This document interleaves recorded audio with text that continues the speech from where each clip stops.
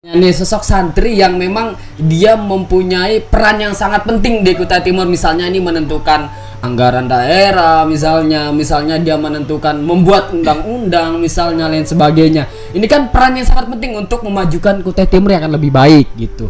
Ada nggak sesosok itu atau memang ya kita bergelut di misalnya di dunia terus di Kemenang misalnya, terkhusus kita ngajar di pesantren misalnya, atau bagaimana? Ada nggak sosok santri yang kayak gitu? Kalau itu tataran praktis saya kira. Saya tidak akan berbicara tentang masalah itu. Saya akan berbicara koridor besar yang santri. Itu kan masalah kecil ya, bidang politik, bidang siap. Ini kan ya perencau atau kecil-kecil lah bicara ini, misalnya aktif di politik bagian-bagian kecil. Tapi menurut saya santri di Kutim itu ada 3 hal yang dilakukan dan tidak hanya di Kutim, ini menjadi kayak standar minimal yang dilakukan oleh santri dimanapun berada. Yang pertama adalah tradisi keilmuan, islamisasi ilmu. Kemudian yang kedua, santri sebagai sebagai bagian umat Islam, dan ketiga santri sebagai bagian dari NKRI. Ini poin penting yang saya kira perlu dijadikan titik tekan, bukan kemudian bicara di sektor yang sempit seperti itu.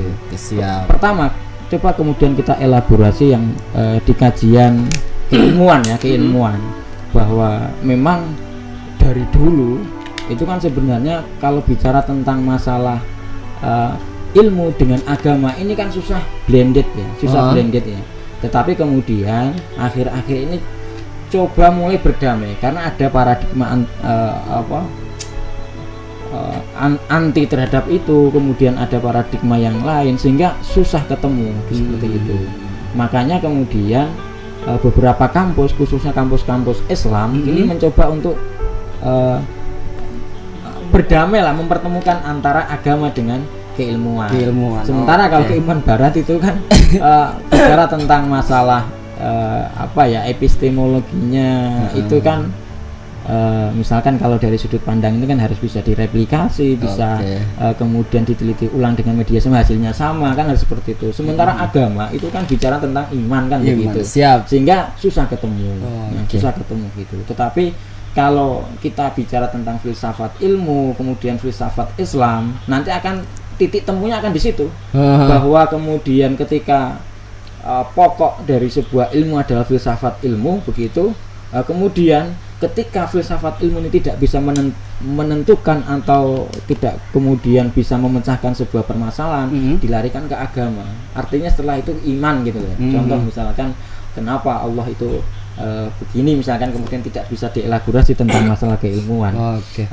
Jadi saya rasa pertama itu tradisi keilmuan sudah mulai berkembang. Di Kutim itu sudah mulai bergeliat ya tradisi keilmuan. Bahkan di Nahdlatul Ulama sendiri itu ada lembaga yang fokus membahas tentang masalah tradisi keilmuan atau islamisasi ilmu. Misalkan dari lembaga Bahsul Masail, ada Lakpesdam, lembaga pengajian dan strategi SDM-nya itu, kemudian ISNU, Banom ISNU, Ikatan Sarjana, ada perguruan, banyak lagi sebenarnya.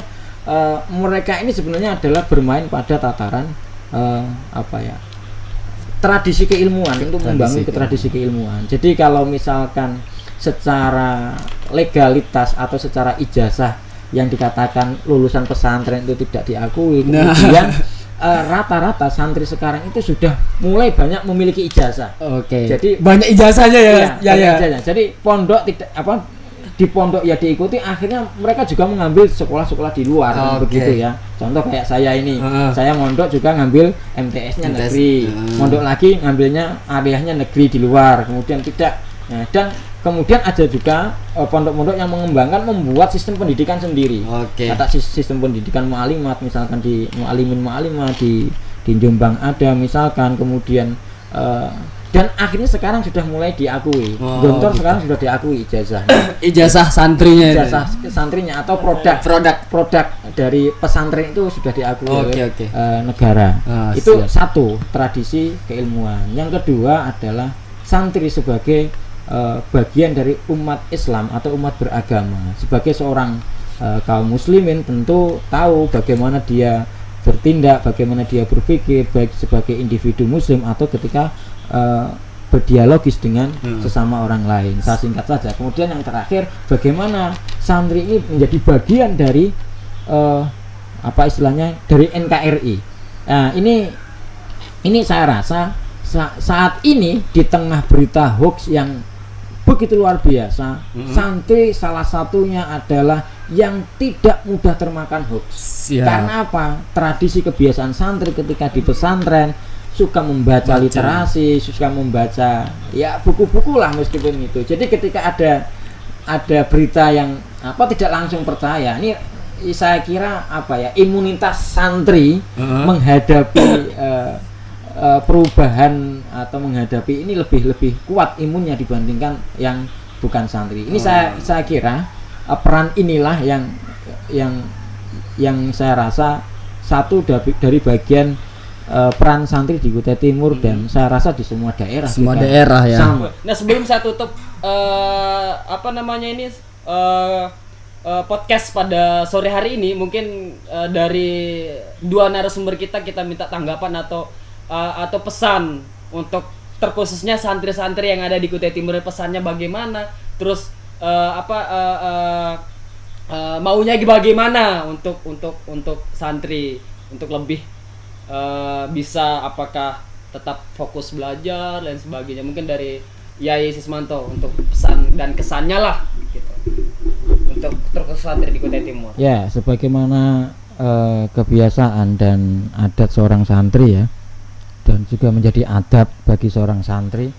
Sampai kapanpun kita akan tetap sebagai santri, meskipun berperan menjadi seorang kiai, berperan menjadi seorang dosen, berperan menjadi seorang bupati dan sebagainya, tentara ataupun polisi.